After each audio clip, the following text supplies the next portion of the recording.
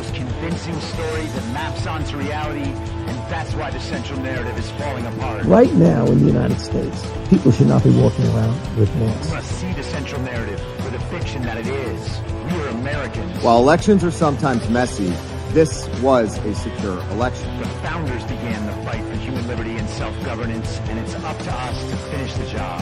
I tell you what, we are in a truth emergency right now. This is the end game.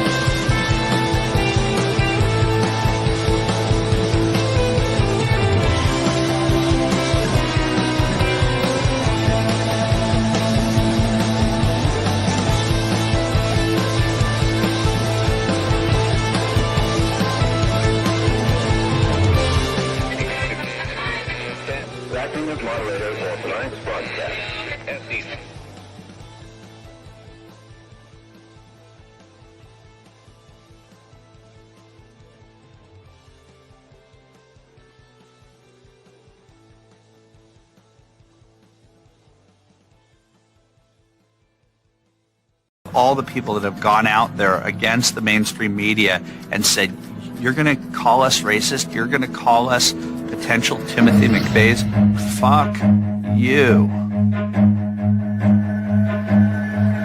War.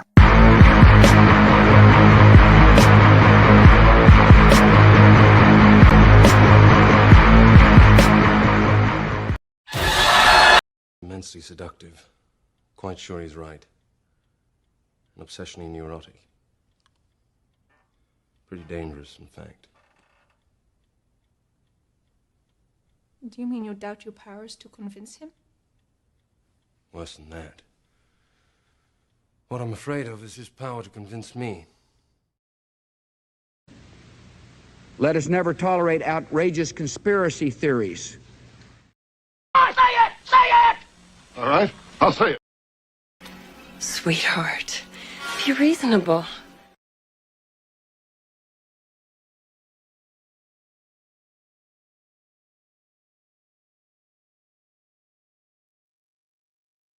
All right, everybody. It is Tuesday, November 26th, 2024, the 1406th day of dystopia.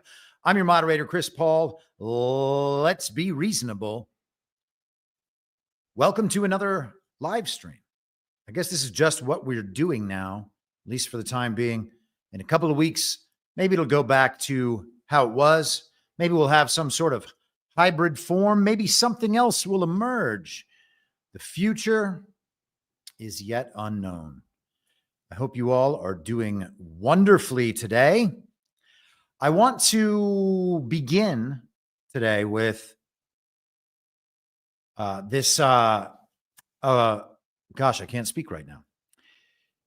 This is Nick Land. He is a philosopher, I believe.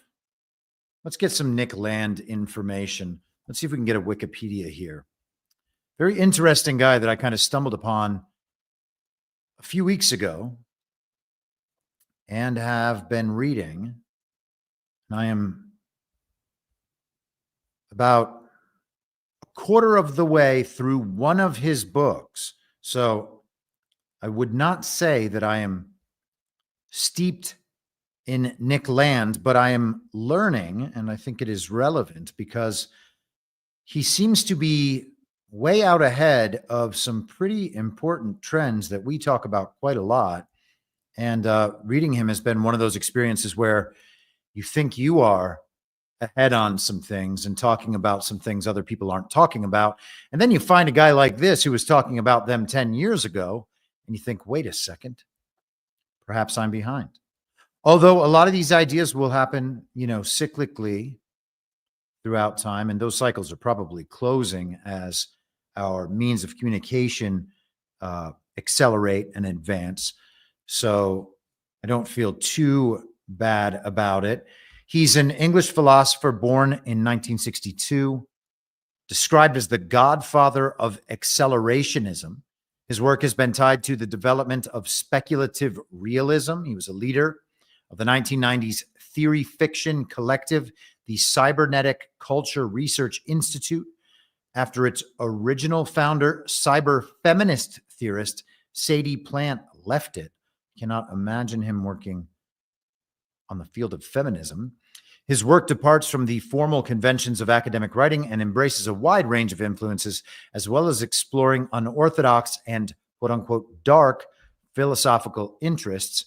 Land is also known for later developing the anti-egalitarian and anti-democratic ideas behind neo-reaction and the Dark Enlightenment, which he named the Dark Enlightenment, also called the neo-reactionary movement, sometimes abbreviated to NRX, as you'll see in Land's writing, is an anti-democratic, anti-egalitarian, reactionary, philosophical, and political movement. The term Dark Enlightenment is a reaction to the Age of Enlightenment and apologia for the public view of the Dark Ages. The Endarkenment describes a similar idea, the rejection of reason and science. Its origin is obscure, but it was used by David Colquhoun in 2007. The ideology generally rejects Whig historiography, the concept that history shows an inevitable progression towards greater liberty and enlightenment, culminating in liberal democracy and constitutional monarchy, in favor of a return to traditional societal constructs and forms of government, including absolute monarchism and other older forms of leadership, such as cameralism. And Land talks about neo-cameralism quite a lot in the writing that I have read so far.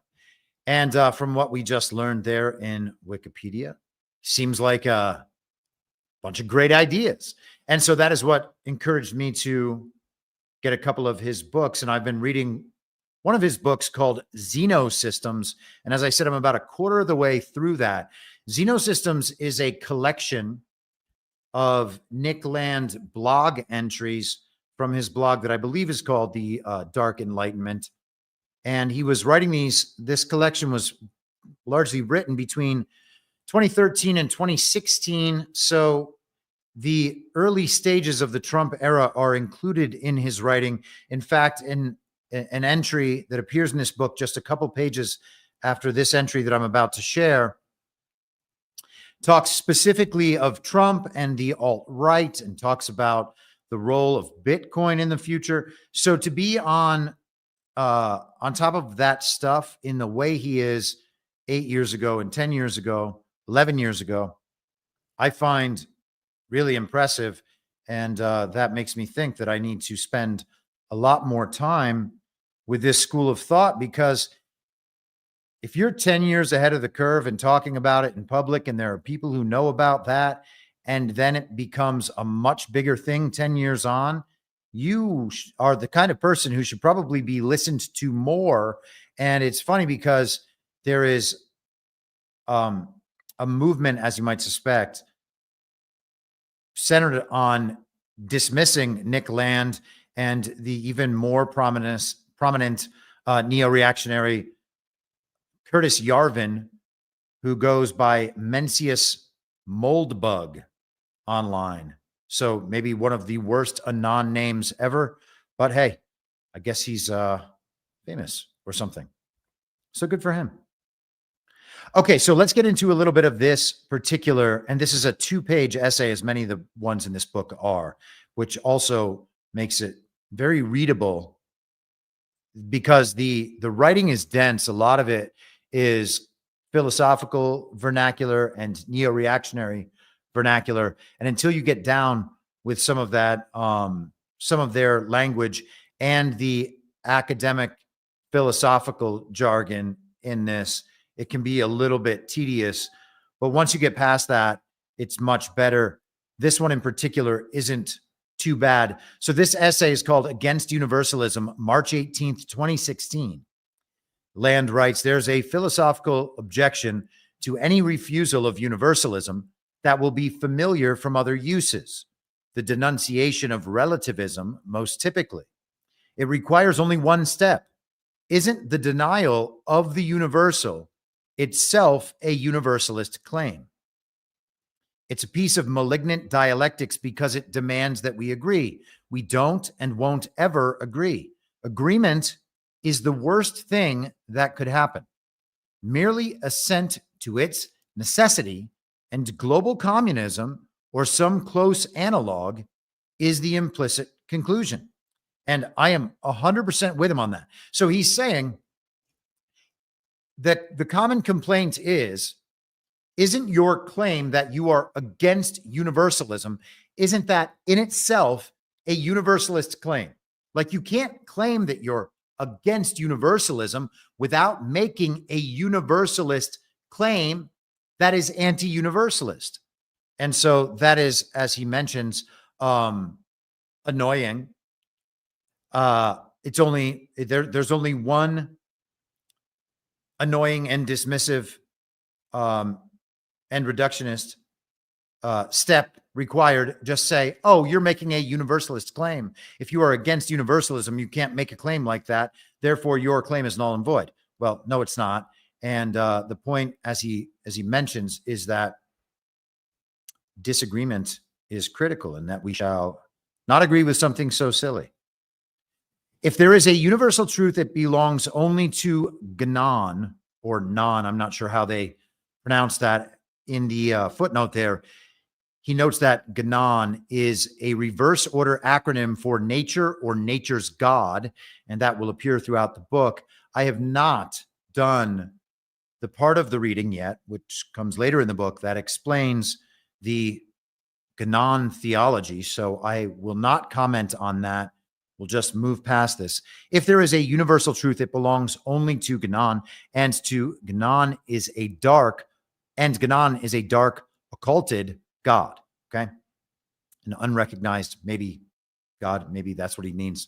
Some of this stuff, you just don't know until you kind of familiarize with the body of work, because the way these blogs are, and you might see that from writers kind of in our community, occasionally with me. If you are a podcast listener, a new podcast listener is not going to begin listening to my podcast and understand a bunch of the things I talk about. And that's a difficulty when presenting ideas, if you want those ideas to be immediately accessible to new people.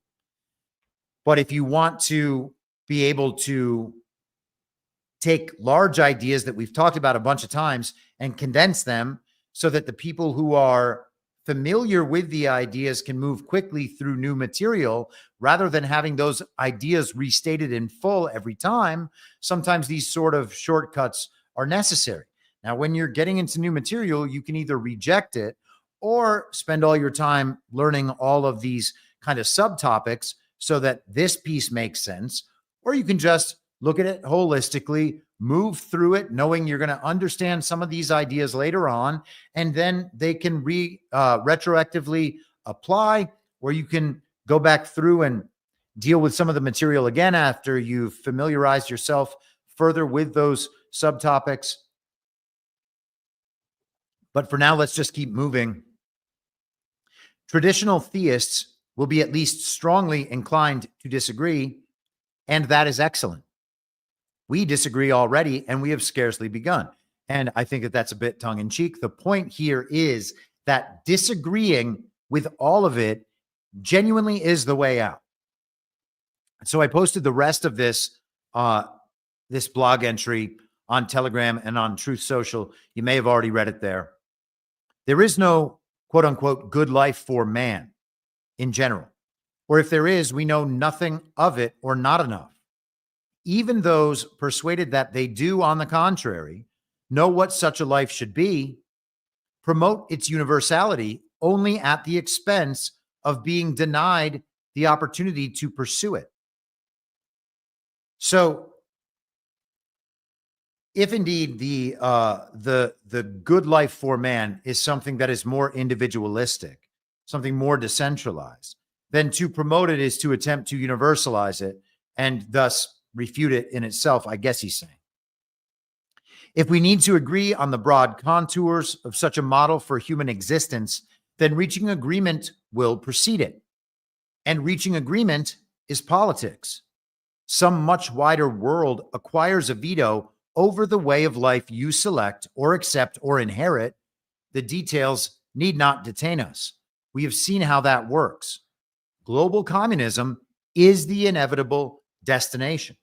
So if you are submitting in some way to the wider world agreeing and then having some sort of authority to rule over you, then you have already given up the key aspects. And at the other end of that scale, of that chain reaction you have started, is global communism, which is why all of it must be rejected. And Yarvin and Land and many others, obviously, describe all of the media, journalism, democratic construct as the cathedral. And so this would be the cathedral would be the result of this initial submission. The global communism then happens somewhere down the line.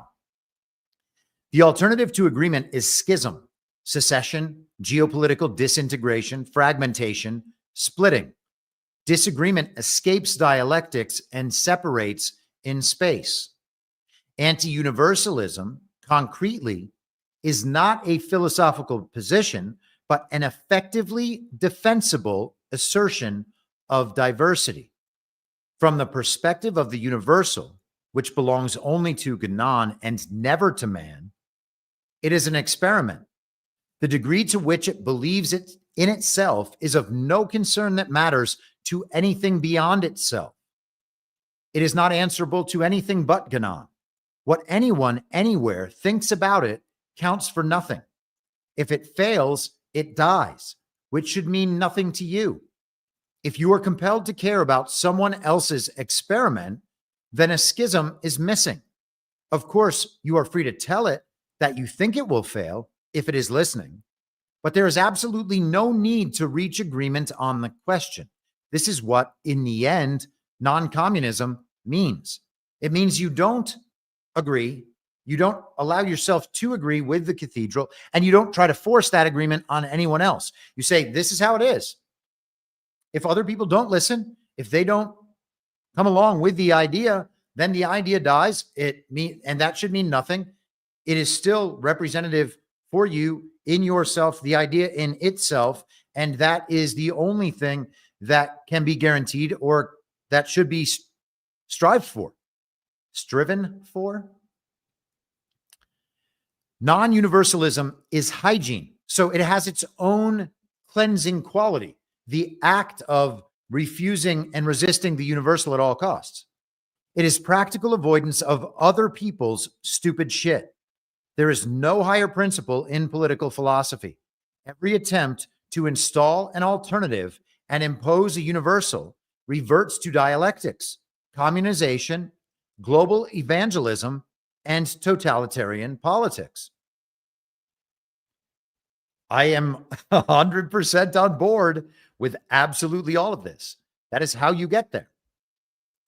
This is being said here now because neo-reaction is horribly bad at it and degenerates into a clash of universalisms, as into an instinctive equilibrium.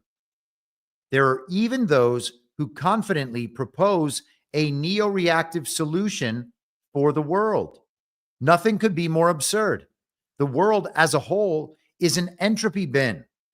The most profoundly degraded communism is its only possible universal consensus. Everyone knows this when they permit themselves to think. So there is no solution for the world because the view rejects universalism. It is through everyone decentralizing and rejecting universalism that solutions can be reached. It is the adherence to the degeneration of universalism. And so when people ask me, well, what's the solution? This actually happened to me yesterday on Truth Social, and then we'll get back to that. Someone asked me what the solution to our fake election problem is. And I said, do you admit that our elections are fake? And then they said, some are, but for the most part, they are real. And then I pointed out that the person sounds vaccinated, and that person predictably blocked me immediately. Asking what the system-oriented solutions for our system-oriented problems are is ridiculous when the problem is the system. The problems are inherent in the system. The system itself is the problem. The system is not only set up to move toward global communism, it is being reinforced every time people try to perfect the system. Perfecting the system, attempting to perfect the system in a way that will not lead it toward global communism is pointless because the system is designed to eventually achieve global communism. And everyone who wants power from that system, which is where people derive their power within the system, strengthens the system, which means that the system that is set up to achieve global communism will achieve global communism faster, which is why people like Nick Land, I believe, though I can't say for certain because I haven't gotten through even this book, much less his entire body of thought, but certainly from my position, to reach the solution faster, which is the ultimate expiration of that system and the reversion to the decentralization against universalism, the collapse of that centralizing and centralized system.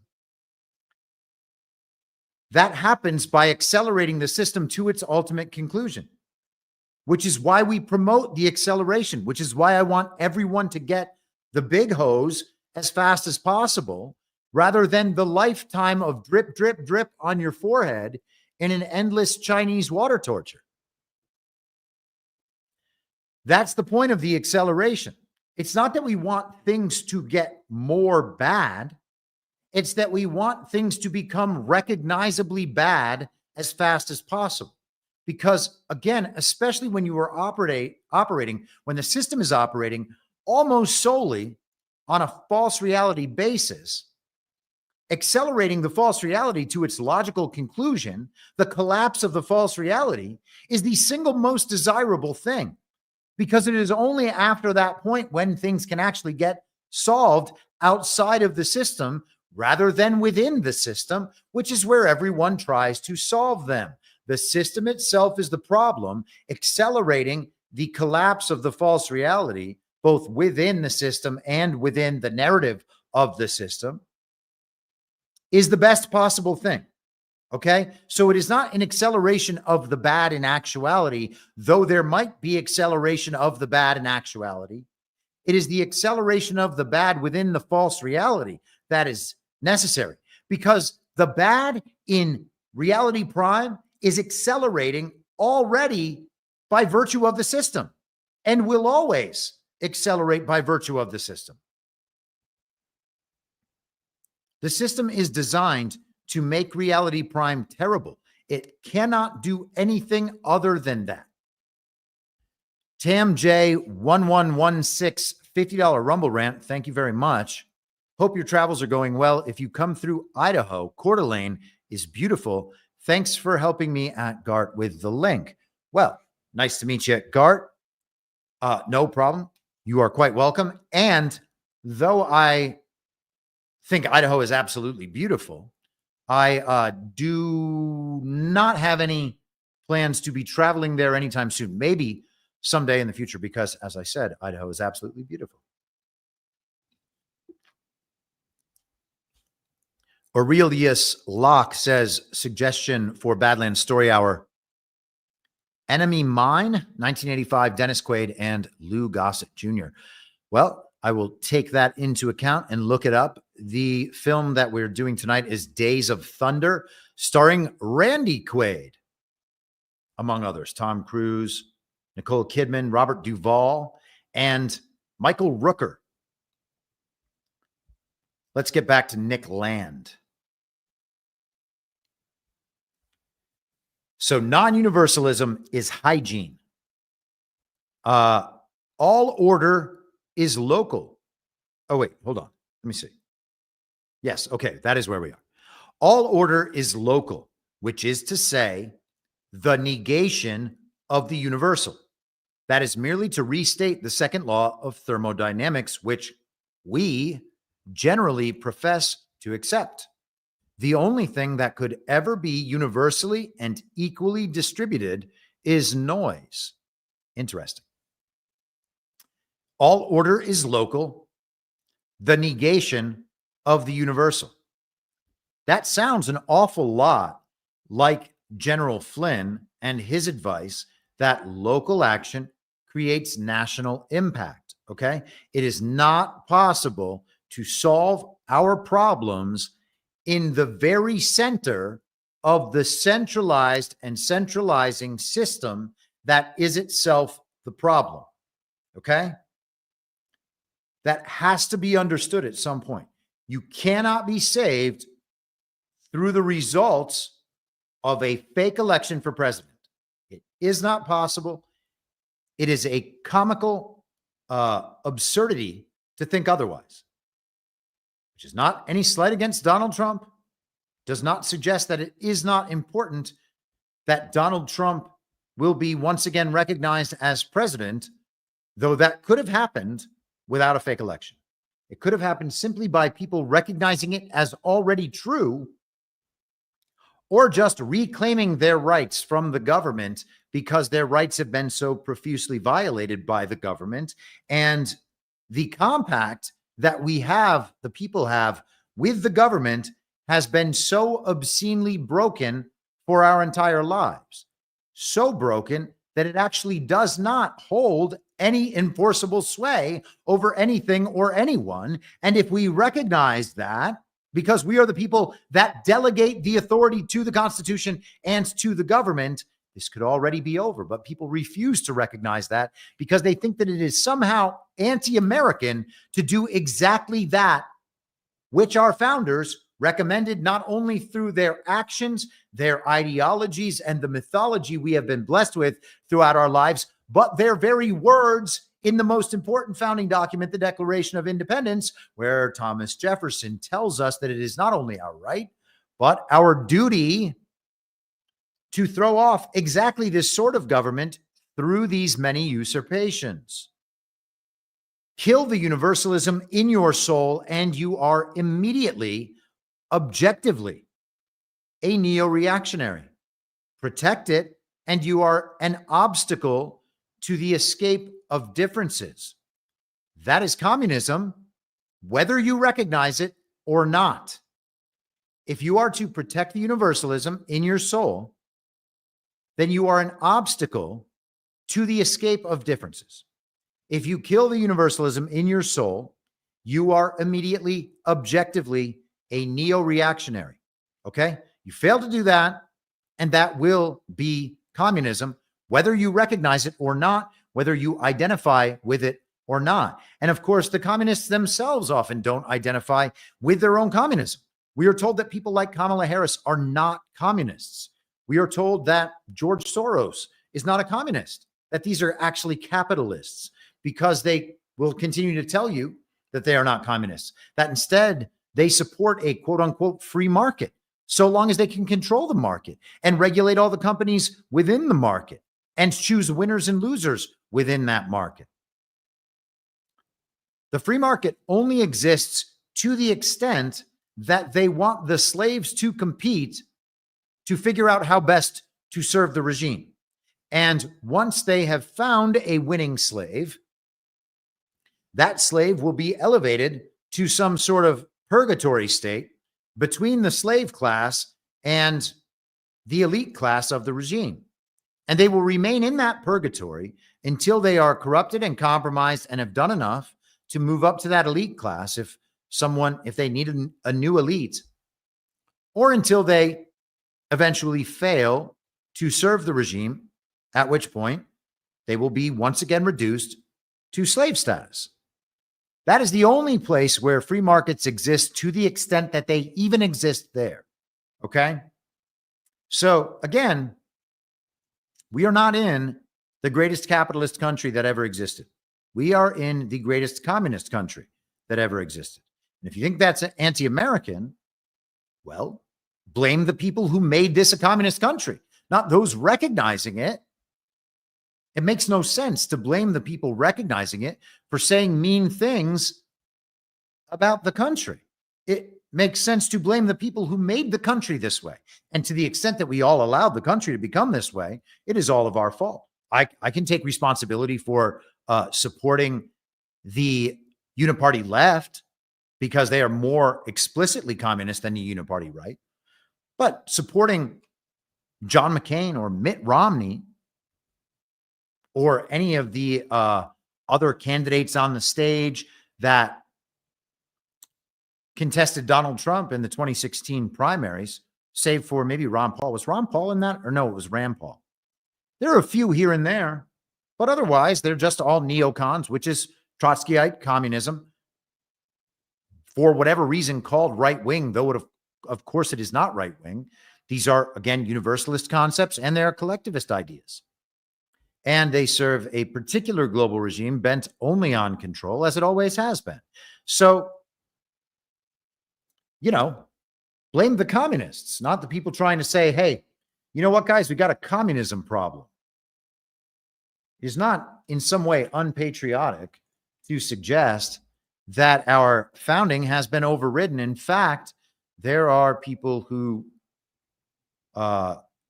rejoice in the fact that our country has been overridden, that our Constitution has been overridden. We don't need to pretend otherwise. It is not somehow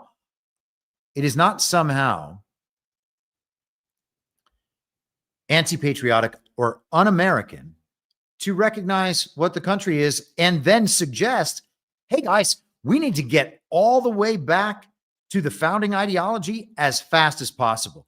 And if it turns out that's not enough, then we need to actually go a little bit further, because the mythology of America, the American ideal, is not being represented right now in America. And the American mythology and the American ideal are not the stuff of the whims and winds of change over centuries. They are very concrete ideals that are that exist outside of time. The focus on the sovereign individual should not be any different now than it was then. Let us move forward. I will probably mention Nick Land many more times on the podcast in the future. I want to touch just briefly on something we discussed yesterday. We discussed the Axios has two founders. One of them is Jim Vandehei, who was very upset that Elon Musk had continued saying, we are the media now, and that people on X, formerly Twitter, had agreed with him. Very upset. You can't have these sorts of ideas getting out there to the public. Otherwise, they'll just think they can say whatever they want and determine reality for themselves, report to their friends and neighbors about what's happening in their own worlds just out the window.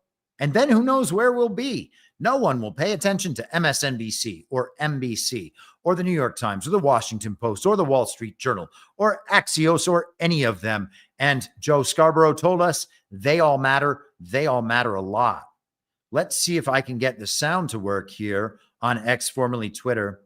I remembered as soon as I was loading this that it was not working. And you know what I'll do? Let's try this. And then if we have to hold for processing, we will.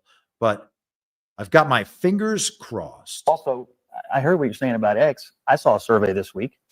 It's now the most ideologically balanced user platform. Scott, stop. It's too early. I just sat down. I've only been here for 2 minutes. You cannot continue to say you cannot say that. That's not the case. Who's the source?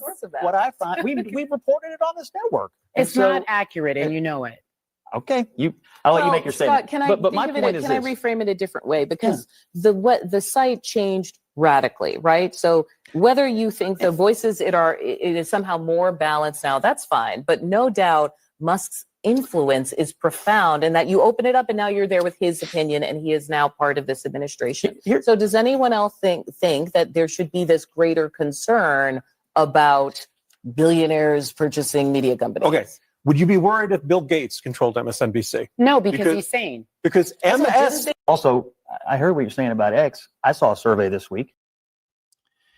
Yeah, so the survey this week that he's referring to was legitimately from Harry Enton on CNN.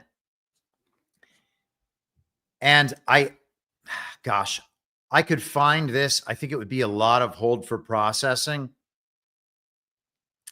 But basically, they found that X, formerly Twitter, while still leaning Democrat, was much closer to 50-50. It was like 49-47 in terms of the liberal conservative presence on X, formerly Twitter, where it was like 2/3, 1/3 before Elon Musk took over. It was something along those lines. Isn't it amazing that Scott Jennings just saying that X, formerly Twitter, is more balanced now than it used to be and more balanced than CNN? That causes those other panelists to immediately begin interrupting him and then asking him what his source was. What's the source? That it presents a more balanced picture than it did before. Now, not only does he have a source, which is CNN, but what an absurd question. They are asking for an objective source about something that is already subjective. Okay. So CNN does have their quote unquote objective source. It is a fake news poll, a study that they did that applies some objective standard to what constitutes liberal and what constitutes conservative. And then they form objective data out of that subjective judgment. They say on our subjective scale, 53% or 49% is on this side, 47% is on that side. And now we have objective data. And this is our source. This source says that what Scott Jennings says is true. Therefore, Scott Jennings is allowed to say it. So it is already the product of subjectivity. And they're asking him to support his subjective opinion with an objective source that quantifies something subjective. So the quantification then is what makes it objective. And that's what allows Scott Jennings to say that. Because otherwise, if he doesn't have something objective like that, that quantifies the subjective, he's not allowed to make the claim that X is more balanced than it used to be, which is itself a subjective notion. But that's the only way he's allowed to say it. Otherwise, if he doesn't have that objective source, then he's not allowed to say it. It's off limits. You cannot just state your opinion on this show. What source says that X is more balanced than it used to be? These people are insane, but this is how the argument goes within the cathedral, in Nick Land's terminology. This is a requirement for child brains. This is something that we've talked many times about, playing a game of links and sources with standard issue villagers. You can't say that unless you have a source.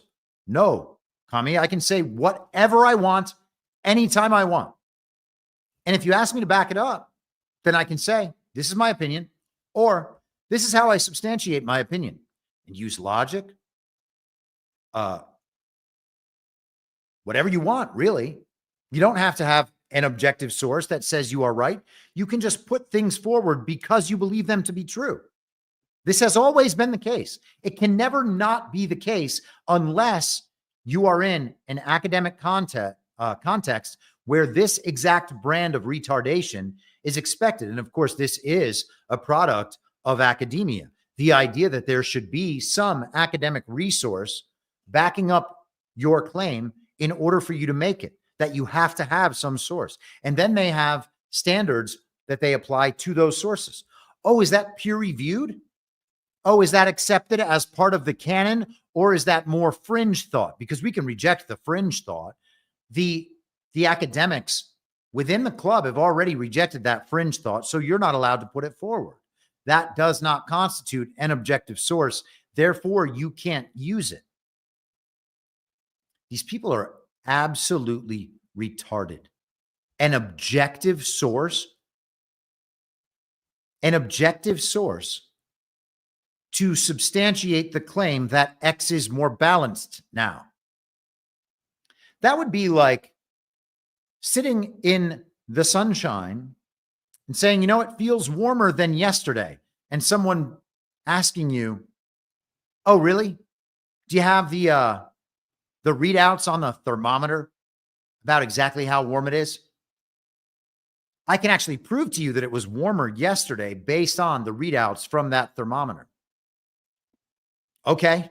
Okay, Connie, congratulations. Well, I guess you totally showed me. But hey, here's the thing. Yesterday it was really cloudy. And and it was windy as well. So while it was 72 yesterday and today it's only 71, today it's sunny. And so here I am sitting in the sun, and it actually feels a hell of a lot warmer to me than it did yesterday. What do you have to say about that, Connie? It was still warmer yesterday, according to my links and sources. Imagine that. Imagine that. Yet that is what we deal with in almost every conversation we have now. Where are your links? Where are your sources? If you don't have something objective to back that up, then you're not allowed to express it. And if you're going to express it anyway, I'm going to suspect you of ulterior political motives, probably racism or sexism or homophobia or Islamophobia.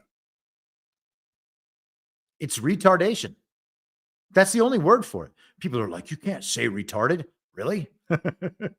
Really? When I started saying it a couple of years ago in public and was getting still suspended from X, formerly Twitter, even after Elon took it over for saying that, it was the exact correct terminology at the time. It remains so now that it is back in the totality of public discourse. It is totally back. The word retard is 100% back. And, you know, you'll never get credit for that sort of thing. But if there was credit to be given, I would gladly take it. Bill Maher even said it on his commie television show a couple of weeks ago. Let me see if I can actually find this, because it's so worth it. And then people are like, how could you revel in taking credit for the word retarded coming back into the public accepted discourse? Well, it's because it was a necessary word. They often eliminate our necessary words. Isn't that amazing that they make the most necessary words that they themselves get very upset at? They want all of those to be permanently off limits. Got to wonder why. Maybe it's because it describes an exact condition that they do not want to have noticed by others. Give me, I cannot believe that, here we are. Oh no. Oh no. All old articles about Bill Maher saying retarded. This isn't worth me finding. I guess we're just going to have to let it go. Oh, man. Words matter. They sure do matter.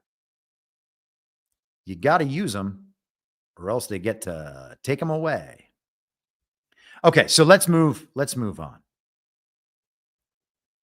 Retarded is the most important word for people who are continually trapped in an informational past. And I am not saying that these people are mentally handicapped, except in specific ways. They are trapped in an informational past about everything. What does the word retarded literally mean? What does retarded mean? Let's see the definition of retarded. This is Merriam-Webster. I haven't even looked this up in a long time, so let's hope this definition. Oh no, it's increasingly considered offensive. Well, Merriam-Webster, I have bad news for you. It is actually decreasingly considered offensive at this point. The use of intellectually disabled is now preferred over retarded. No, No, it's not. They use continually different terms to replace retarded with. Whatever, grammar, I know. It is, you have to understand, when people get upset about the use of the word retarded, they are the ones who are calling the mentally disabled or handicapped retarded. I'm not calling those people retarded, except in the specific sense where mostly college-educated liberals are mentally handicapped. So if you can go all the way through college with high marks and get a job or serve some role in society in a prominent role within the regime while being retarded, you should understand that the system itself is broken. But these people are retarded, and this really is amazing. None of these definitions include any remark about learning. Here we are. Okay, so the Cambridge Dictionary is apparently much better than Merriam-Webster, having a slower mental development than other people of the same age. Now, if you are, for instance, a college graduate of my age, 46 years, and you majored in feminist studies in college, and you are a single woman who spent most of her time pursuing what the feminist ideology suggests, and you have ridiculous beliefs like masks work, you vaccinated yourself 17 times, you believe everything, that Joe Biden received 81 million real lawful American votes, you knocked on doors for Kamala Harris, you support things like anti-racism that are in fact racist. You make everything about race, which is as racist as can be. If you promote ideas that suggest a total inversion within the false reality about every single thing you know, it's hard not to call you retarded. At some point, you might learn that all of those things are obviously and totally wrong. And it's clearly years later than everyone else. For instance, if you believe that if you are unable to determine to a high degree of certainty who has the wee-wees and who has the hoo-has, the most basic fact of nature, you're probably retarded.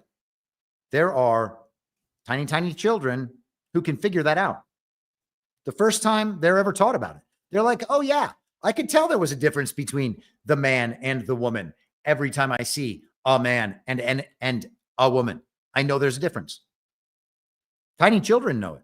If you are a 46-year-old feminist studies major who doesn't know that, you're retarded. What else could you possibly ever say? All right, let's move on. All right. Someone wrote in the chat, source? Yes. The source is my own brain, as usual. Let's go to the quickly dying MSNBC and the quickly losing her mind, Rachel Maddow. Speaking of feminist retards about my age, let's go to Rachel Maddow. Honestly, if you take a wide view of what's happening thus far with Trump taking power, preparing to take power in Washington, you see the efforts to consolidate power in the executive branch, to liminalize the legislative branch. I think he's ignoring the judicial branch for now, but watch for it. Obviously, the efforts to intimidate the press, right? This is all about trying to make sure that he's the only source of authority in the federal government. Honestly, in terms of what to watch for next, I think we need to be watching for something that they call autocratic breakthrough. Autocratic breakthrough is when the party in power uses the power they do have in government to make sure they can never be dislodged from government. I'll give you a concrete example. You've already seen in the House of Representatives, now that Mike Johnson is back in as Republican House Speaker, they changed the rules in the House to make it much harder to remove him as Speaker. Right? So that's them digging in, planning to stay for the long run. Now we're here. You're not going to be able to get us out. You've seen Trump, quote, joking, end quote, about expecting to stay in office for a third term once this second term is up. And that's, of course, against the Constitution. But he keeps repeatedly bringing it up that that's his expectation. Trump advisor, his one-time campaign manager, Steve Bannon, saying things in public about how they're going to be ruling for 50 years. There won't be any way to dislodge them from power. Autocratic breakthrough is when they use the powers they've achieved through winning elections to cement themselves in power so they can't be removed by future elections or by other democratic means. So we are watching the efforts to consolidate power. We are watching for signs of autocratic breakthrough, trying to entrench themselves in power so they can't be removed. This is. All right, so we're going to come back to Rachel Maddow in just a few moments. Let's knock out a couple of these right off the bat. The Mike Johnson rules that make it harder to remove him from power, that's an adjustment from what came in January of 2023 when Matt Gaetz and others forced a set of rule changes to make it easy to take Kevin McCarthy out at the right time if he was not doing what was demanded by the American people. And that is totally justifiable. I would prefer those other rules. But the idea that they're changing the rules in Congress back to the way they were 2 years ago to keep Mike Johnson in power forever, that doesn't even make sense. That doesn't even begin to make sense. Maybe Rachel Maddow wanted it to be the case that Republican rhinos could threaten Johnson's speakership at every possible turn in order to make Mike Johnson do things that would subvert the next presidential term of Donald Trump. And that's what she's upset about losing. But otherwise, this is an absurd thing to bring into the discussion. Bannon and the 50 years thing, he's been saying that for a long time. That is the obvious conclusion to the society waking up at scale. Okay? People are never going to accept the old thing that they've realized was the thing. If you're taught for your entire life that one thing is true and you discover that thing is not true, you are never going to trust the liars again. You are never going to empower the liars again. And so, of course, 50 years is actually a pretty short time period to consider when the scale of what has happened is so great. Okay? If American society, if we go for another 4 years, the way we have gone for the last 4 years, if we go for another 9 years, the way we've gone from the previous 9 years, 50 years will be a very short time because the amount of society that has been awakened is going to be virtually everyone. And I mean, it's on its way to that right now, probably unstoppably so, but that remains to be seen, of course. Not only that, the rate of change has accelerated and seems like it's going to continue accelerating. So the rate of exit from that system will be even quicker. I would suggest that the accelerationism we discussed before is ongoing, which will make, again, the 50 years a very short period of time. But Bannon is every bit justified in saying that, and that doesn't require a seizing of power in any undue means to accomplish. It is already being accomplished through the narrative space. And it is, again, unavoidably and unstoppably so. So let's move on from that. Will Donald Trump attempt to keep power into a third term? Well, the next term might be his third term. So you can say that it's already accepted by the people to that extent. I think most people now are beginning to recognize that no matter what Joe Biden's status was over the last 4 years, Donald Trump has set the pace of play the entire time. He has been the subject throughout 2021. the very violent insurrection and Trump's continuing to remain relevant in the political space throughout that year, right up through the fake Glenn Youngkin election and the fake elections that maintained uniparty left governance in New Jersey. And I believe there was one other state. What else was in 2021? I'm not thinking of it. It's not coming to mind right now. He was there in 2022 announcing that he was going to run for president again right before the midterms where we were supposed to get the red wave. All of that was blamed on Donald Trump and MAGA candidates. He was still right at the fore. He was the clear alternative to the vaccine mandate crowd in 2021, the pro-Ukraine crowd in 2022. We also had, of course, the Afghanistan disaster in 2021. Donald Trump was the alternative then. After the rhinos gave away the 2022 midterms and another round of fake elections, Donald Trump's return to the political scene in the campaign form became the dominant subject at the end of 2022, all throughout 2023. Then once the fake primary cycle began, it was still just Trump, despite him never participating in the fake primaries, other than giving speeches, which he was already doing ever since, I think it was March or May of 2021 when he came back and gave the State of the Union in that year's CPAC. And then obviously in 2024, he has been the subject. Donald Trump has been the leader, setting the pace of play throughout all 4 of these years, no matter what Joe Biden's status ever was or could be described to be. Donald Trump was the leader. So this will be his 3rd term as the leader of the United States of America. Whether or not you want to classify that as his 3rd term as president is none of my concern. I do not care at all about the idea that Trump can only serve 2 terms. When he was subverted throughout his 1st term, when he was said not to even be president by the enemy, by the adversary throughout his 2nd term, if indeed he was president in some way throughout that 2nd term, I don't care at all if he's going to serve a 3rd term. And again, I believe that this form of government is probably reaching its end point. And if that is not the case, then it needs a reset on the scale of everyone in government being removed from government, because none of them can prove their legitimacy through election wins. And I would suggest that serving in any form of fake government after winning a fake election is treason. So that's that as far as any of that is concerned. Rachel Maddow's concerns, therefore, do not mean anything to me at all. Donald Trump is not an autocrat. He's not planning to govern as an autocrat.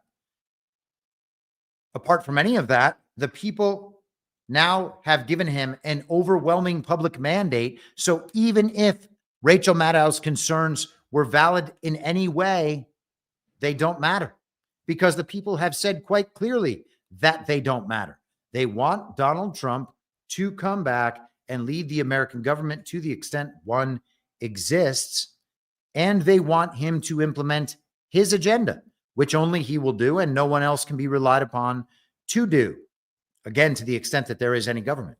So not only do I not care about Rachel Maddow's concerns, the people do not care about Rachel Maddow's concerns, and any action the government might have that would override the mandate of the people, even when it can substantiate the legitimacy of those actions on the basis of some statute that they deem to be law despite its unconstitutionality, that can't override the mandate of the people either.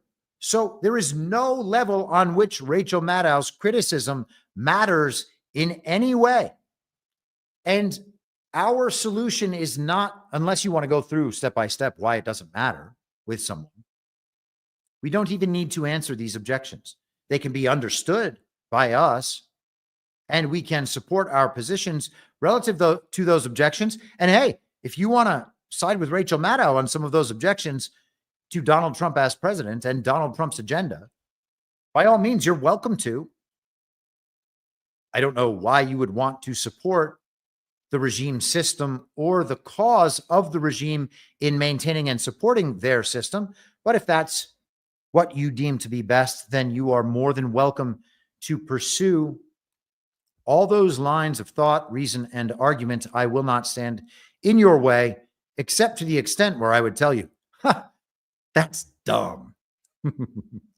But beyond that, I mean, hey, me thinking something is dumb cannot stop you from doing it. You're more than welcome to pursue whatever lines of argument and reason you see fit. If you think it is your duty to protect the Constitution as it has been described to you, you are welcome to do so. I would only ask you then explain why July 4th, 1776 is widely considered as the birthplace of the birth date of the United States of America. And it's not the date of the ratification of the Constitution. Why is that not the birth date of the United States of America? Why aren't we celebrating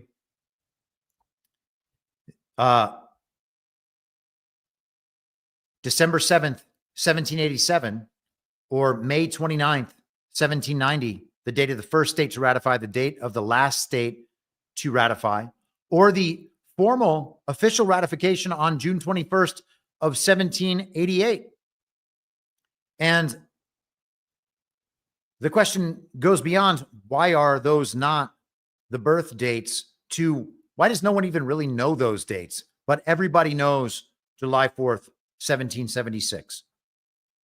Why is July 4th, 2026 the 250th birthday of America and not some other date?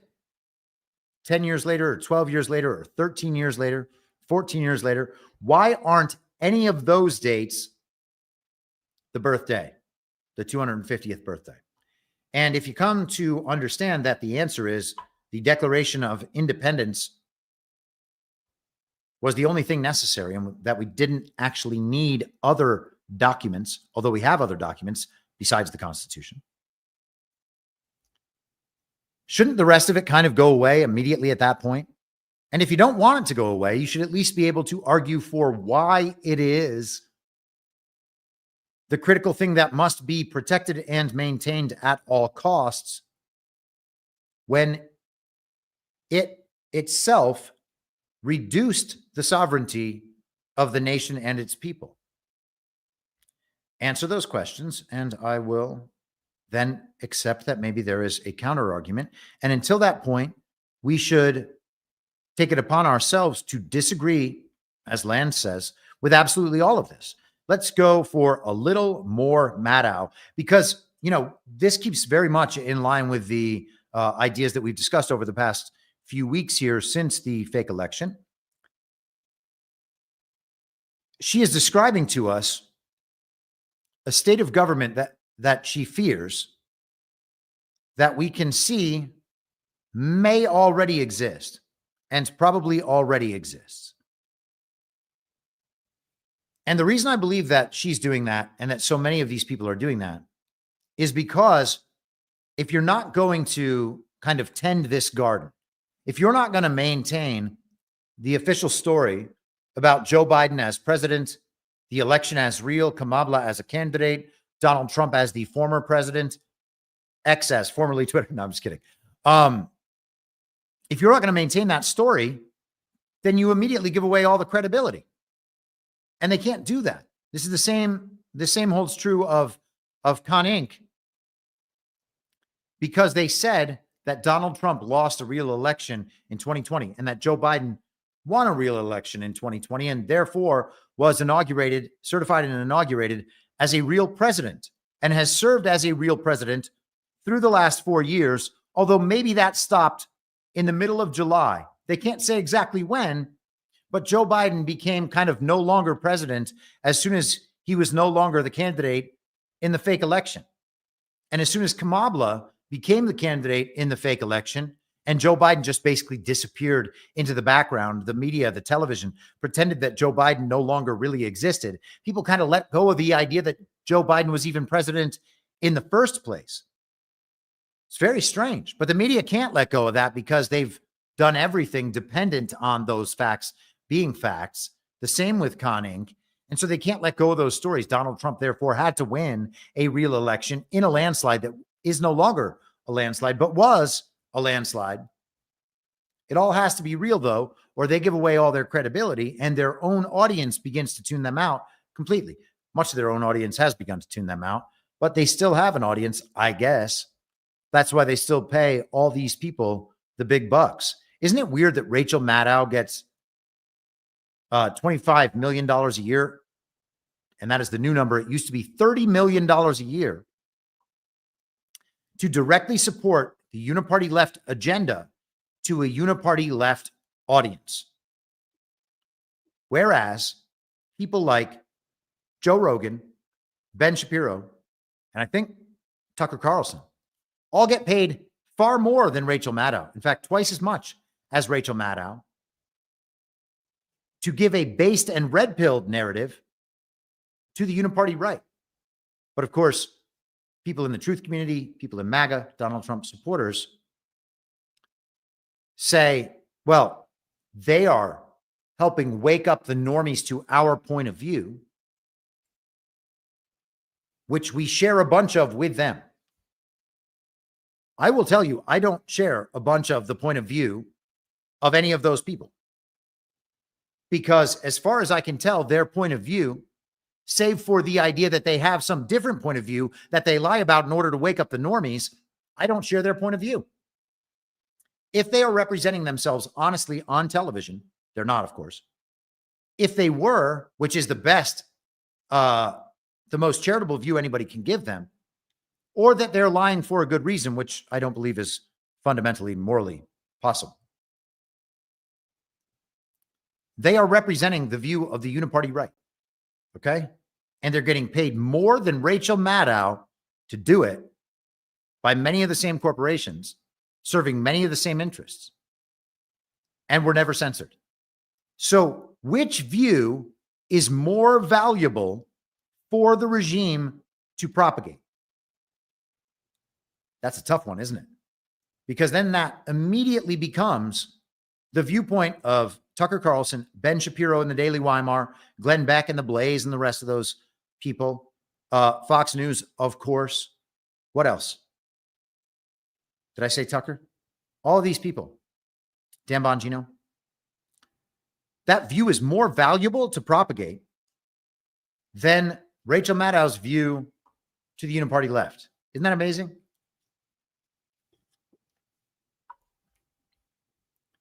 Let's continue. Oh, and by the way, I do have to share this. People are going to get mad. And I know that people don't like this subject, generally speaking. And so I guess on some level, I apologize. I don't want to primarily be trying to trigger you, and I'm not trying to trigger you, okay? People's triggering is their own business. And then, of course, the people who don't find this at all triggering and are equally annoyed that people are triggered by it, well, they get upset occasionally that I have to continue to harp on. And I sympathize with that point of view. But we are where we are. And until we are somewhere else, it's unfortunately got to be discussed, because the problem will continue to be the problem until people recognize it, and then it will not be a problem anymore. Now, let me state clearly that there are a few of these people who I believe are genuinely good and genuinely doing a good job pretty much all the time. I will say that about Steve Bannon, Donald Trump Jr., and Ben Carson, the people in the top of this graphic of the confirmed speakers for America Fest 2024, brought to you by Charlie Kirk and Turning Point Action in Phoenix, Arizona on December 19th through the 22nd. One thing we need is a weekend before Christmas America Fest, a massive shill fest. Scott Pressler, the Girls Gone Bible influencers, Allie Beth Stuckey, total normie, Roger Stone, I guess based in Red Pilled. Tom Homan seems kind of great, but hey, who knows?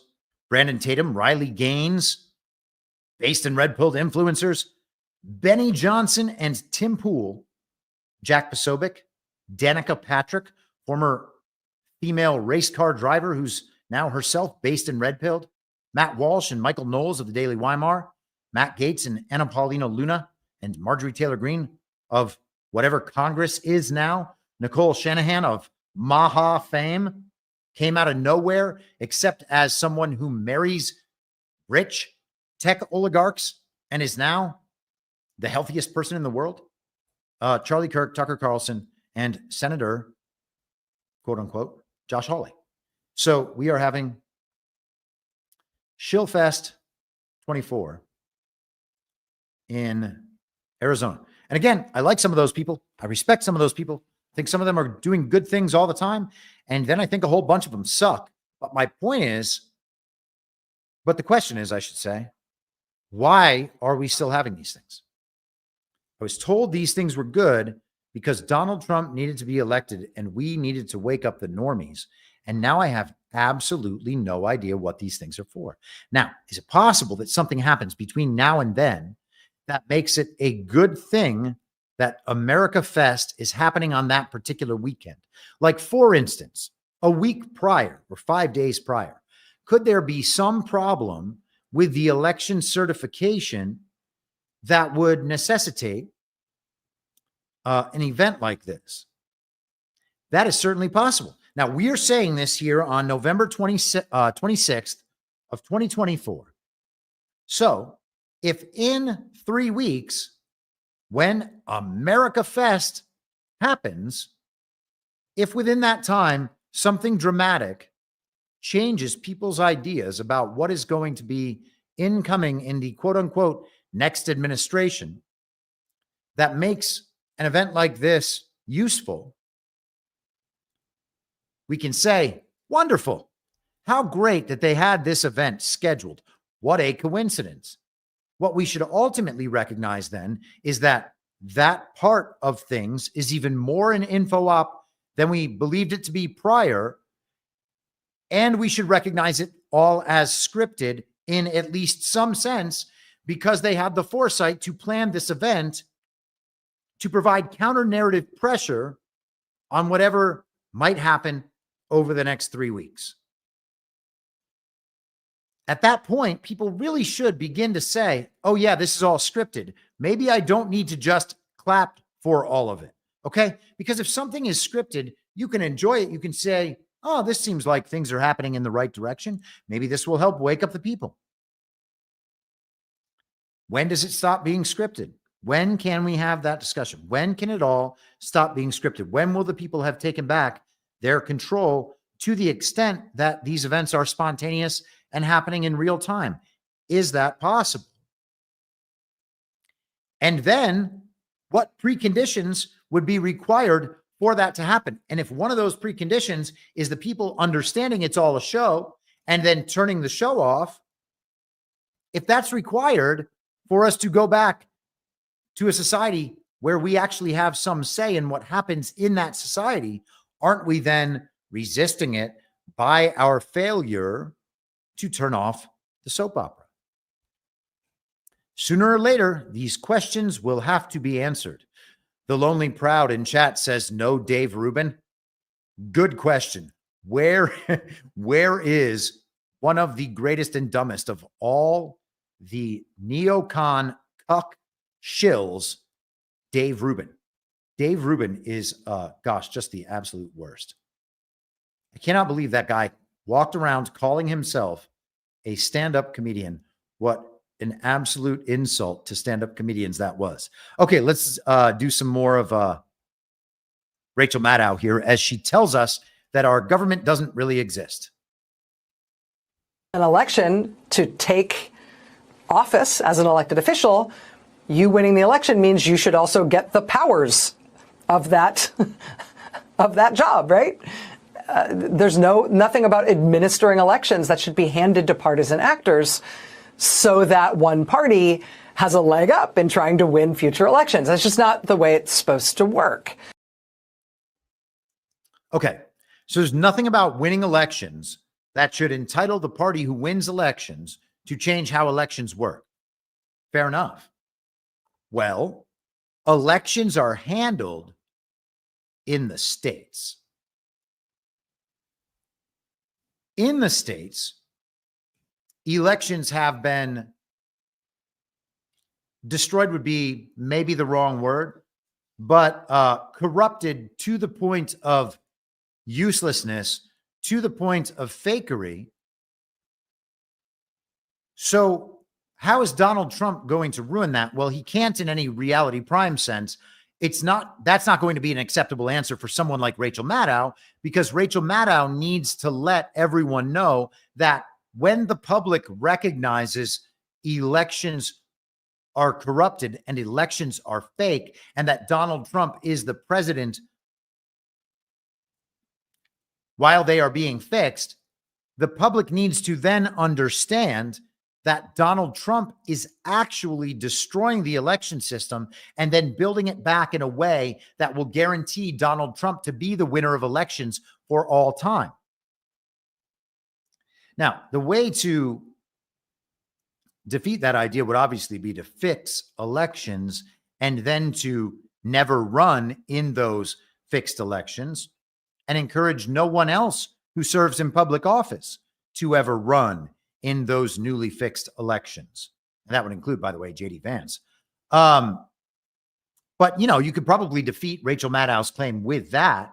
What she's concerned about, of course, is our elections being changed because she knows that the election system is rigged to benefit the uniparty. And both parties, quote unquote, within the uniparty benefit from the rigged election system. But she wants this all to be blamed on Donald Trump. I actually had a discussion yesterday. Someone worried about some of the federal spending being clawed back through rescission, through the Impoundment Act, and then the projects that were meant to be funded by that spending never being completed, even though that spending was put into place 3 years ago. So over the course of 3 years, those projects were never completed. They were actually never even started. If Donald Trump rescinds the funding for those projects, then they will never be done. They will never be completed or started, as they have not been now. And it'll be Donald Trump's fault that those projects are never completed because he has rescinded the funding. That's crazy, okay? That is just searching for a way to blame Donald Trump for a problem Donald Trump did not cause. It can never be anything other than that, because if the money was put in place years ago and the projects were never initiated, much less completed, what was the money used for? What is the explanation for why the projects weren't initiated or completed? What causes the 3-year delay on something that supposedly is a dire need for the public, for the people, for the states, and for localities? Because ultimately that federal money is going to be passed down to projects done in the states and in local communities. If those projects aren't done over the course of years, what does that tell you about the people who initially appropriated that money? Maybe they never intended to complete those projects. Maybe they wanted those projects to be permanent needs for certain people so that they could continue to request more money and to pay off more regulators, more corporate partners, more whoever, in order for those projects to be completed. It is always Donald Trump's fault, no matter what. Donald Trump had nothing to do with the setting up of our election systems when people like Rachel Maddow were complaining about them between 2016 and 2020. Donald Trump had no impact on our election systems over the last 4 years, except to promote election integrity efforts in states, none of which actually guaranteed elections with integrity. There are no real elections that have integrity and can create legitimacy in political candidates in our government. Zero. Not anywhere. None of the election integrity efforts were able to do that. Now, I'm not saying that the election integrity efforts were worthless. They taught the country about the election system and continue to do so. And that in itself is valuable, but they did not create elections with integrity. If that was the mission, that was a fail. And again, there's nothing bad about the people doing election integrity work, and nothing bad should be suggested by the fact that that impossible mission was failed. The uniparty is never going to allow that. So you have to either step outside the uniparty and the system if you want to have real elections in this country. And if you determine that there is a better system to be had that doesn't require real elections, then we simply forego elections and we say, hey, regime, we can see that this was just one of the parts of your system designed to exploit us and corrupt the country. So we don't need that part of the system anymore, and we'll simply move on from it. Let us continue. Trying to force those things is an anti-democratic, anti-small d democratic power grab. But that happening so bluntly and so obviously, causing revulsion in so many people in North Carolina, that, of course, is also happening in the larger context of what's happening in the country. And we are seeing, with the Republican Party ascending in Washington, we are seeing a really radical effort not to just, advance and advocate for and plan to implement Republican policies. We're seeing a really radical effort to change the American system of government, to consolidate power in one man's hands, to consolidate power within the executive branch of government. All this talk you've heard about firing huge swaths of the federal government, wiping out whole departments, firing career law enforcement people, firing whole categories of civil servants. All of that is about consolidating power in the executive branch. So there is no source of authority or judgment within the federal government except for the one guy at the top, except for Trump. Specifically, you've heard talk about them firing the FBI director, firing the chairman of the Federal Reserve. Those are jobs that don't turn over when the presidency turns over. They're specifically designed to be independent of the political cycle so that people in those jobs at the FBI and the Fed, they do what's right for the country and not just what's right for any particular president. But this insistence, this out loud insistence from the Republicans that Chris Wray at the FBI and Jerome Powell at the Fed somehow are going to be fired and replaced by Trump because he's coming in as the new president, that's not how the American system of government is supposed to run. That's about him consolidating his power over the executive branch, including the parts of it that are supposed to be independent from his power and control. Okay, so that's quite interesting. Rachel Maddow is suggesting that the president should not have power over the executive branch. That's not what the Constitution says.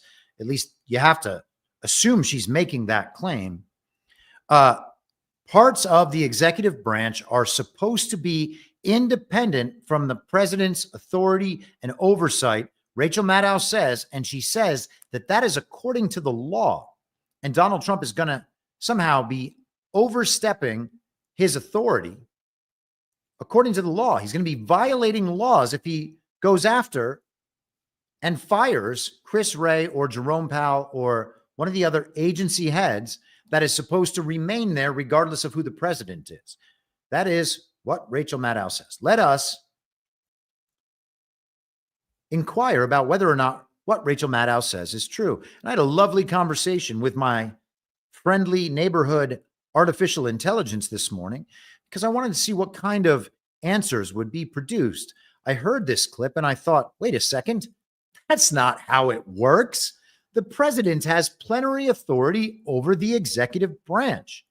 What kind of nonsense is Rachel Maddow promoting to her audience of belligerent, standard issue villagers of the uniparty left? So I asked my friendly neighborhood artificial intelligence, what parts of the executive branch of the U.S. government are meant to be independent of the president according to the Constitution? Said the U.S. Constitution establishes several components of the executive branch that are designed to operate independently of the president. These primarily include independent agencies and regulatory commissions. Independent agencies are established by Congress through specific statutes and exist outside the federal executive departments, which are headed by cabinet members. These agencies have varying degrees of insulation from presidential control, particularly in terms of their leadership structure and removal processes. For example, the heads of many independent regulatory agencies can only be removed for cause, which limits the president's ability to dismiss them at will. Okay. And so it goes through some further discussion. It says examples of independent agencies: the Fed, the Federal Reserve Board, the Security and Exchange Commission, the EPA, the Consumer Financial Protection Bureau. These independent agencies play critical roles in regulating various sectors and ensuring that government functions are insulated from political pressures associated with the presidency. Is that true? This said, again, it said the U.S. Constitution establishes. All right. I said, where in the Constitution does it say these agencies are to be independent from the president? The answer is the U.S. Constitution does not explicitly state that independent agencies are to be independent from the president. Instead, the independence of these agencies has been established through statutory provisions enacted by Congress and interpreted by the courts. That is interesting. In summary, while the Constitution does not explicitly mandate independence for these agencies, their operational autonomy has been established through legislative frameworks and judicial interpretations that restrict presidential control over their leadership and functions. And so I responded, so there is no constitutional requirement for independence from the president for any executive branch agencies, personnel, or functions, is there? No. The AI says there is no explicit constitutional requirement for any executive branch agencies, personnel, or functions to be independent of the president. The U.S. Constitution vests the executive power in the president and requires the president to, quote, take care that the laws be faithfully executed. However, Congress has the authority to create federal agencies and establish their structure, including provisions for independence from direct presidential control through statutory law. The independence of certain agencies has been upheld by judicial precedents, such as Humphrey's Gettr v. United States in 1935, which affirmed Congress's ability to limit the president's removal power over certain agency heads. These statutory and judicial developments allow for limited independence of some agencies, but they are not constitutionally mandated. Instead, they reflect a balance between Congress's legislative authority and the president's executive power. So what we have is some statute and some court precedent. And that is what they claim to be the requirement for independence. So I said, the president actually has plenary authority to oversee every part of the executive branch and fire employees and eliminate agencies at his own discretion according to the Constitution. Correct?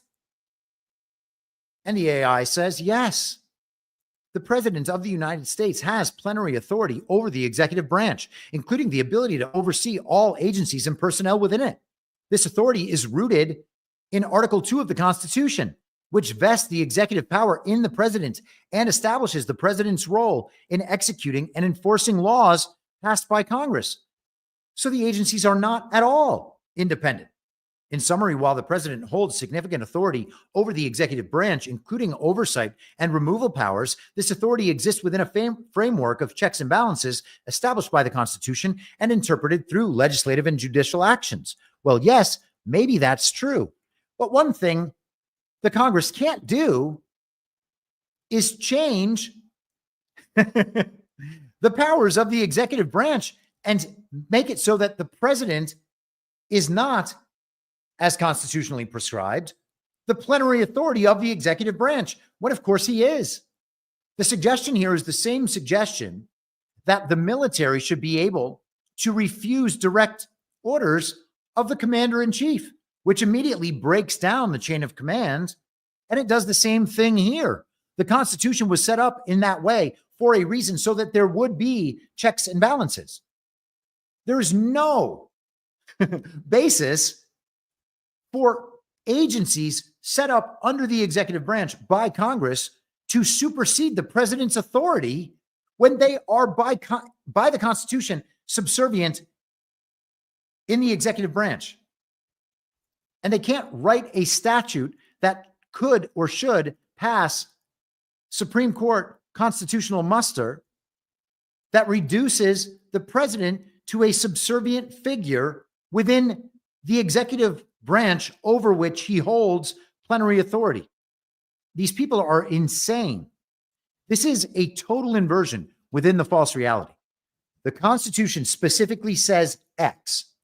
They put in place rules and regulations and statutes that suggest not X and find courts to uphold precedent until such time at precedent as that precedent can then be challenged at the Supreme Court, which they make sure that can never happen through a system of lawfare and the corruption of the courts at all levels.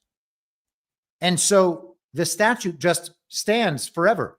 And now the president's authority has been completely usurped so that he has to then make himself subservient to agencies he oversees. And Rachel Maddow loves this form of government and wants to maintain it. It's incredible. Let's keep going. And we'll quicken the pace here because I think I've made the point. Why did your first response tell me the exact opposite, ignoring the Constitution in doing so? And of course, they apologize as always. The independence of certain agencies is a result of statutory law and judicial interpretation, not a constitutional requirement. Congress has created independent agencies with specific mandates and structures that provide some insulation from direct presidential control, primarily through statutory provisions that limit the president's power to remove agency heads without cause. Okay, so again, these statutes, the claim is that these statutes, through legislative provisions and court precedent, refute the plain text of the Constitution, which is not something that can be done unless there is a constitutional amendment. And we have totally ignored that. And now all we care about is court precedent, which exists subservient to the plain text of the Constitution. And again, we can go back further, and I think we should, and that we probably will eventually see that we have to. But this right here violates the plain text of the Constitution. It makes it unconstitutional on its face, which means that the president does not have to abide it. So there is no constitutional requirement whatsoever for the president to be bound by those statutes, regulations, or court precedents, is there? The U.S. Constitution requires the president to adhere to statutes, regulations, and court precedents, as these are integral parts of the legal framework within which the president operates, okay? And so you go through that again, and I ask, how does the president's decision to decline executing a statute affect, oh no, wait, that was one of the questions they suggested and that I just hit. So I said then, what statutes give the agencies independence from the president, okay? It's saying that the president has to uphold the law and abide by the statutes that are constitutional, legitimately passed. Of course, that's impossible now because we don't have legitimate representation. But to the extent that it was, there would still have to be statutes. So it says independent agencies derive their independence from specific statutes passed by Congress that can create and structure these agencies. And so I said, what statutes do this for the DOJ? The DOJ does not have specific statutes that grant it independence from the president in the same way that some independent agencies do. So there goes the FBI, all right? Because the FBI is under the DOJ, and the DOJ, of course, is under the president, all of that in the executive branch. There is no statute that grants the DOJ independence. So Rachel Maddow is not only wrong and lying in relation to the Constitution, there's not even a statute that supports what she's saying. There are just words, language, precedent that interpret the DOJ, norms, I should say, that interpret the DOJ as independent. The DOJ is not independent of the president. And it is not better that the DOJ would be independent of the president. All of this is necessitated by the fact that the people and the bridge of accountability between the people and those in office has been broken. The people are meant to hold the president accountable, and the president would then not be able to stay in power without the people supporting the president staying in power. Which agencies are granted independence? It lists a number here. The regulatory agencies like the SEC, the Federal Reserve, the Commodities Futures Trading Commission, the FDIC, the Consumer Financial Protection Bureau, and other independent agencies like the CIA, the EPA, Amtrak, the International Trade Commission, etc. These are meant to be independent of the president, we are told. The president does not have plenary authority over the CIA, according to this answer right here. I said, and so I picked one. What statute grants the SEC independence? The independence is primarily derived from its enabling legislation, the Securities Exchange Act of 1934. Oh, what was happening back then? I said, so there is no actual statute suggesting the SEC is independent after going through the rest of this. And it says there is no specific statute that explicitly grants the SEC independence from presidential oversight within the executive branch. And so, not to belabor this, but I asked which agencies. Now I'm asking them, are there any that don't abide by the same structure? Are you just full of shit when you tell me there are statutes? And it turns out that there is no specific statute for the FTC. So the SEC and the FCC have no statutory independence. Can you tell me what the case is for the rest of those agencies? And it turns out that actually none of them. And so I say there are no executive branch agencies with actual statutory independence from the president. Based on the search results, there are no executive branch agencies with complete statutory independence from the president. How about that? So Rachel Maddow is incorrect according to not only the Constitution, but to her own ostensible standards about the statutory controls and the statutory independence. Absolutely none of it is true. There is no executive branch agency or person, any entity in the executive branch. The president has total plenary authority. And that's how it was designed.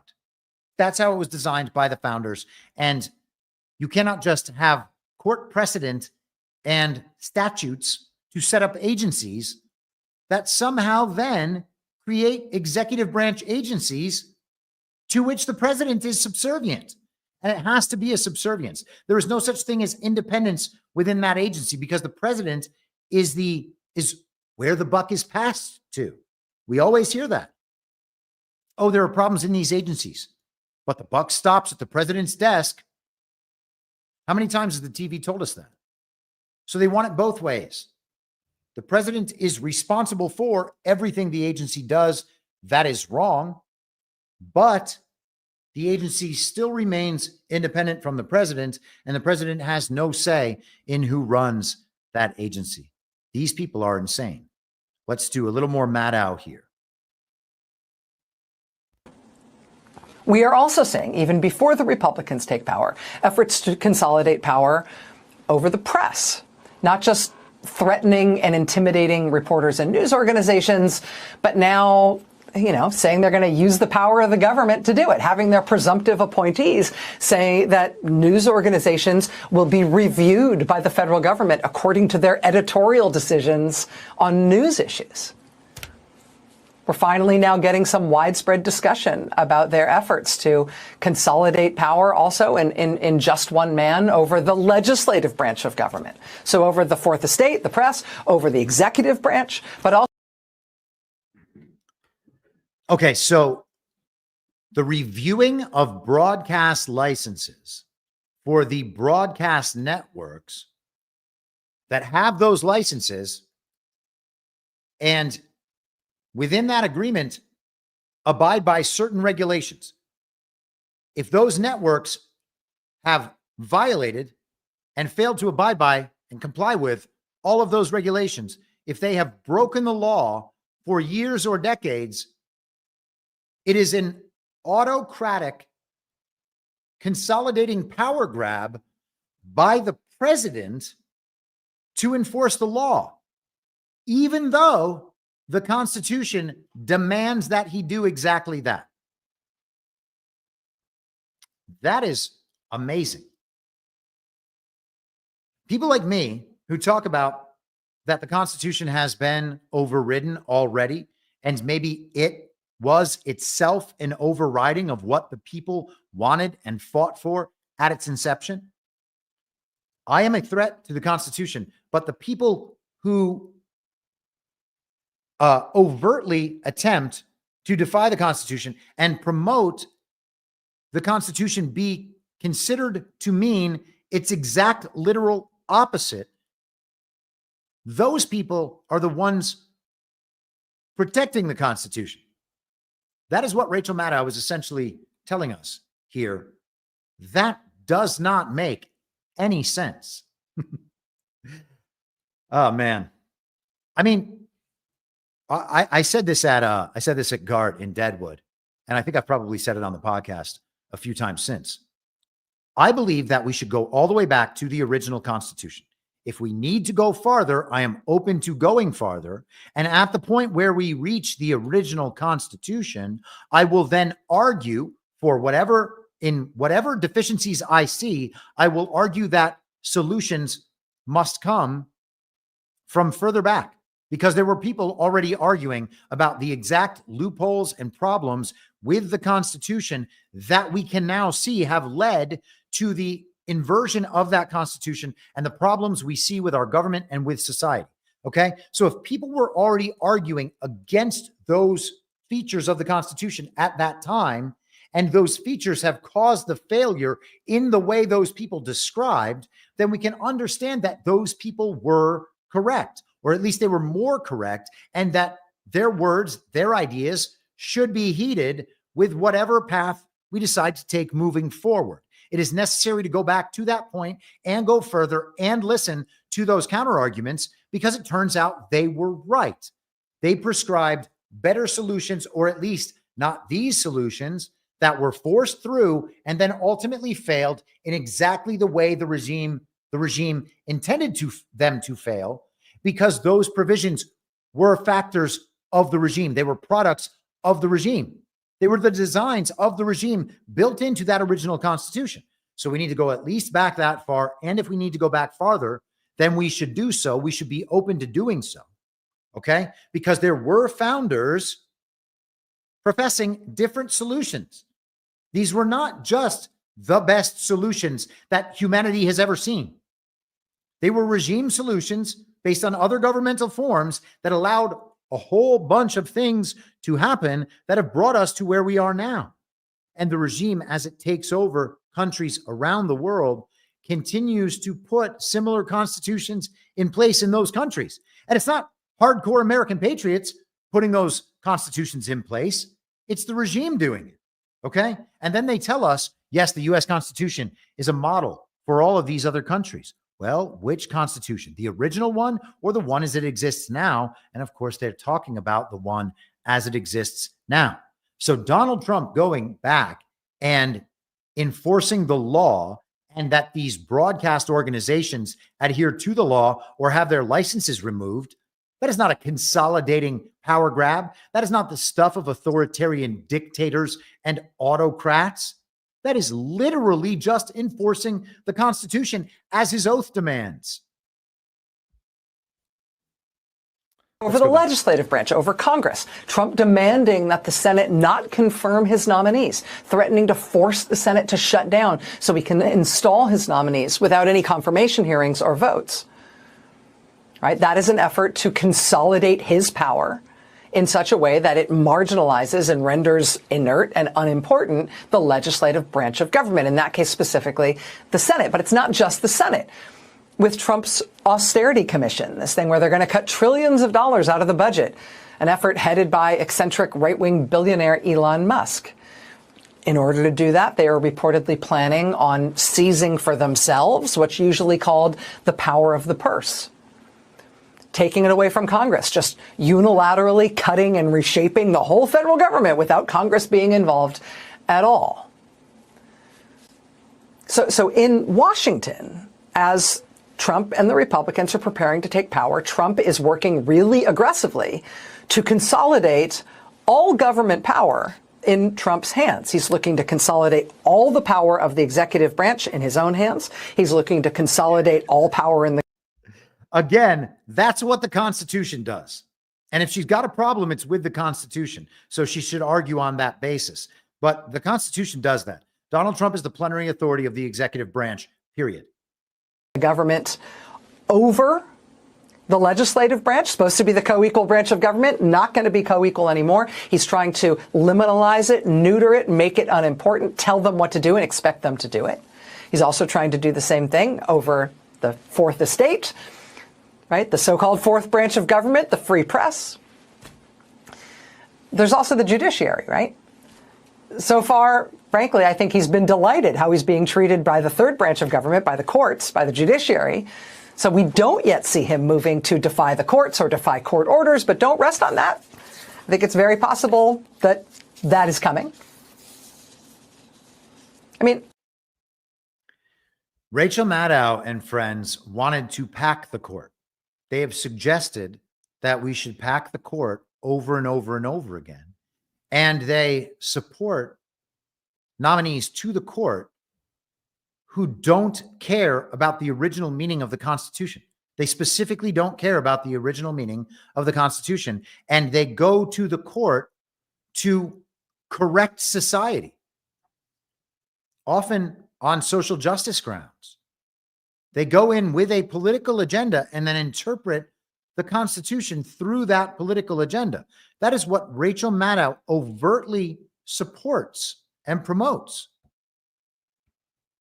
That is right there, the encouragement of the violation and the inversion of the Constitution that they all do support. And I will just reiterate that in Our Secret Constitution by renowned Columbia law professor George Fletcher, in that book where he argues that the Constitution has been inverted through the Reconstruction Amendments, the extension of that argument as he goes through the book is that the courts then began to set precedent, which is essentially considered law in the country, based on those Reconstruction Amendments, completing the inversion of the Constitution. And he is very happy with that and very proud of that, and he wants it to go much further. And so does Rachel Maddow. She is literally preaching the inversion of the Constitution right now, and she supported it overtly on her show for years and years and years. And now she is suggesting that we should be scared of Donald Trump for something that might potentially happen in the future, even though it didn't happen in his first term. And she's saying, by the way, she would argue that he did that in his first term, though not literally. He just did it in effect by appointing Supreme Court justices who do support the original interpretation of the Constitution.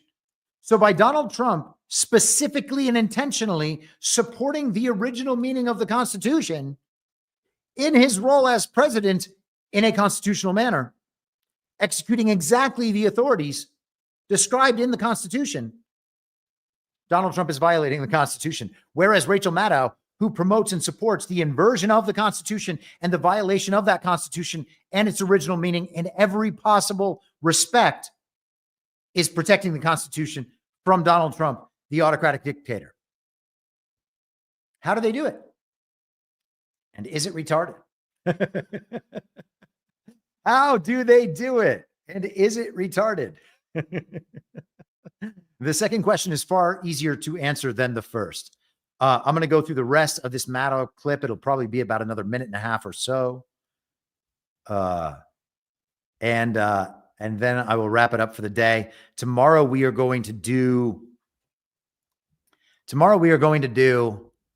the subscriber stream.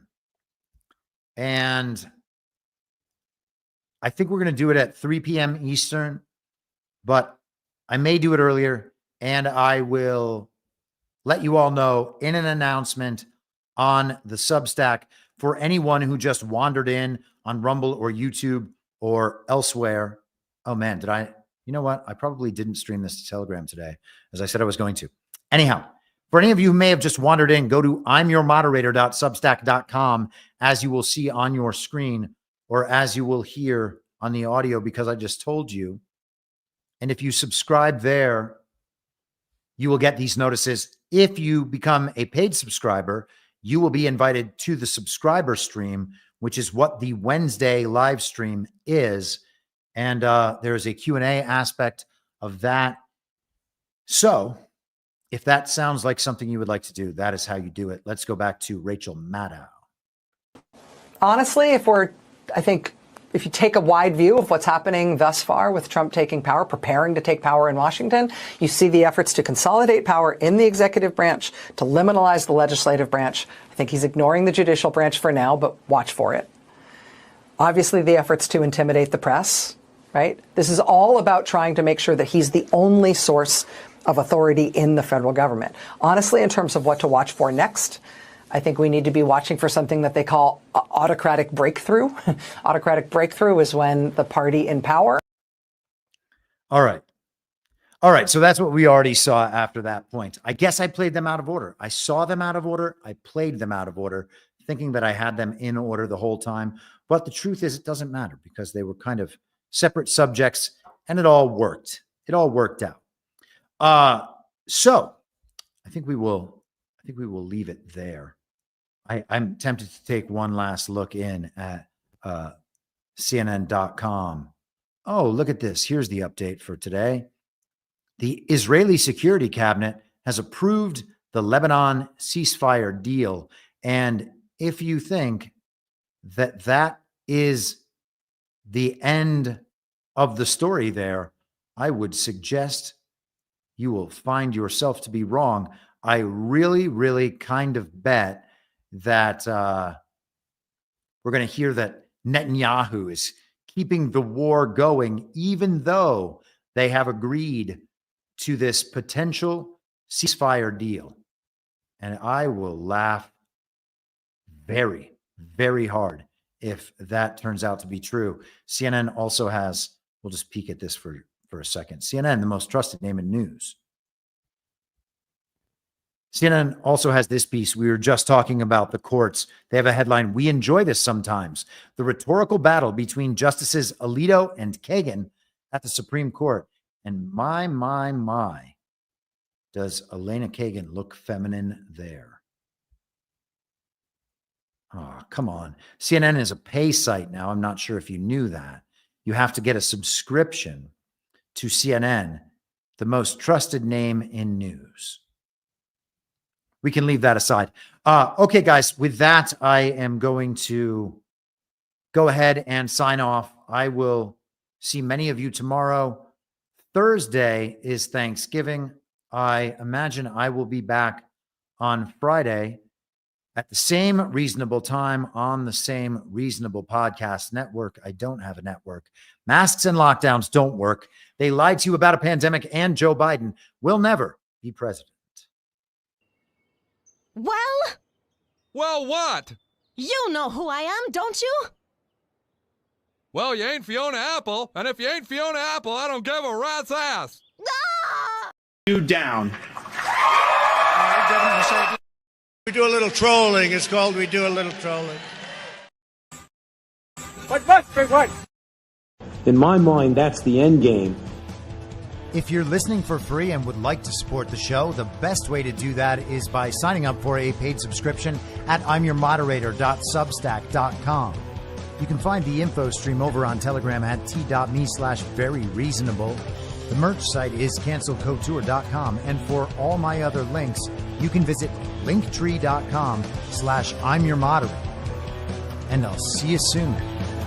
Down on the range.